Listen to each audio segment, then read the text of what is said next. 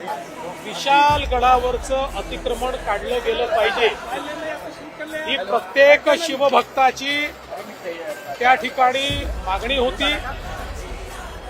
अर्थात हे कायद्याने नियमाने तोडलं गेलं पाहिजे अशी सरकारची देखील भावना आहे।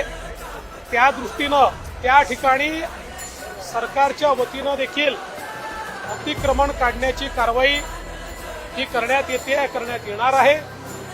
आणि आता जी परिस्थिती तयार झाली आहे त्याच्यामध्ये शांतता कशी प्रस्थापित करता येईल याला आमची प्राथमिकता आहे। पण केवळ विशाळगडच नाही तर इतिहासातल्या सगळ्या गडांवर त्या ठिकाणी झालेलं अतिक्रमण काढलं गेलं पाहिजे ही सरकारची भावना आहे।